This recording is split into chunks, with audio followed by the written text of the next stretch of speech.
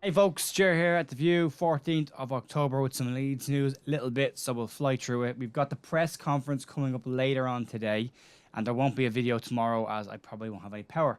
It's been cut off today for works going on in the area, so if you don't see a video in the morning, I'll be back on Monday with the match view. So we'll crack on with some news here real quick, and the first thing that's come out today, very early in the day, Robin Koch, Jesse Marsh has been talking about Robin Koch in several different press areas this week.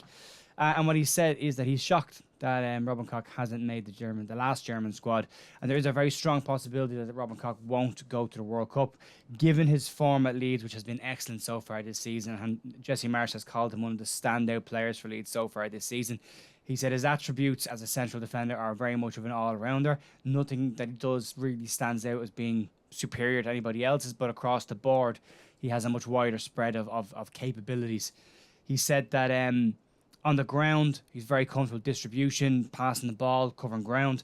And he said aerially, he's equally as comfortable aerially as well. So he said he would be shocked if he doesn't end up in the German squad for the World Cup. But being that he wasn't called up for the last German squad before the World Cup, there is a significant chance that he will miss out on it. That could be beneficial to Leeds. That could give us a player who gets a chance to recover and work on some stuff, or it could be detrimental. He could come back, rusty. From not playing in the World Cup and only training up at Torbert. So, yeah, it'd be a surprise to me. He's been in the German squad during periods when he was playing in midfield for Leeds and not playing particularly well. Now he's playing probably the best football that he's played since he's been at Leeds, and he's out of the German squad at the moment. So Hansi Flick has a decision to make over the next couple of weeks, whether he brings Robin Koch with him to Qatar. Moving on to people in the press talking about Jesse Marsh and sorry, Jesse, you've got the kiss of death from Gabby Agbonlahor. I never talk about Gabby Agbonlahor on this channel because I think he's an absolute waste of space, but we'll talk briefly about this. Yeah, he's backed Jesse Marsh to keep his jobs. I don't know if that's a good thing for Jesse or a bad thing for Jesse, if it's Agbonlahor backing you. He said that he doesn't believe that Jesse Marsh's job is under threat at the moment. And he said that he has been critical of Leeds in the past, but that he does find them this season to be more entertaining. And he says that they have tightened up at the back. Not in the last couple of games, they haven't. But he said the defensively they're a much better side. And he said he thinks they've been unlucky so far this season. But they're badly missing a striker. And he said, look, he thinks Leeds will be fine, but they need to go out and sign a striker this summer. Or this winter. So we'll see what happens there. But yeah, getting the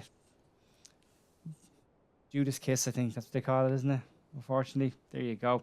In training this week, heading into the Arsenal match, the Arsenal game is on Sunday at 2 p.m. kickoff and won't be televised. I'm sure it'll be on a link somewhere, but it won't be televised across mainstream media in the UK and Ireland. 2 o'clock kickoff on Sunday, and the video has come out of the training sessions beforehand, and a couple of under 21s and a couple of the floaters between the two have been spotted in the video. Darko JB, Willie Nyonto, Crescencio Somerville, Max Dean is spotted in this video as well, training with the first team, as Mateo Joseph, Sonny Perkins, Sean McGurk. That's the boy. I like Sean McGurk. And Cody Drama also pop up in the video. Sean McGurk got a haircut, so apparently he's unrecognizable in the video. But they're all in there, and it's nice to see them training with the first team. I would imagine they're in there because they're doing match prep. That's why we saw many of the players in there. But it'd be nice to see a couple of them make the bench. Sean McGurk's been unlucky this year. He hasn't played a huge amount of games in midfield for the under-21 side, which is disappointing after a relatively decent season he had last year, despite where the team went. Cody Drama pushing again into that side as well. And there's options of Cody Drama as well as a winger. He's looked really good in attack for the under-21s recently. So we have to wait and see what happens there. Speaking of strikers, and Gabby Agbonlahor's recommendation, Leeds linked very, very heavily again today and yesterday with Noah Okafor, the Red Bull Salzburg attacker. Is said to be looking at a move away from Red Bull this winter. He's got 10 goal involvements across 14 games, goals and assists combined. And has been looked really, really, really sharp in the Champions League games this season. Has scored a couple of really, really top-tier goals. Salzburg's insider Don Mitchell, so take this with a pinch of salt. We're back to pinch of salt territory. Don is right sometimes, but not always right. He's the guy that did break the story that we were signing Mo Kamara and then didn't. I think he tweeted it late one night that it was done deal, be announced in the morning, and then didn't happen. A couple of days later, we signed Tyler Adams. So yeah, wait and see what happens there. He said that he tweeted out at the game that all eyes are on Okafor today, and it's likely that he moves to the UK this winter. He also said that he's Leeds' top target from what he has been told, and he said that he would take a bet that Leeds make their move for him soon. He said Leeds have moved away from Cody Gakpo completely and are now solely focused on getting Noah Okafor. Good signing if we can get him. But again, not an out-and-out striker, but he can play up there like Gakpo. There's a lot of similarity between him and Gakpo. So yeah, he can play there as well, and we'll see what happens.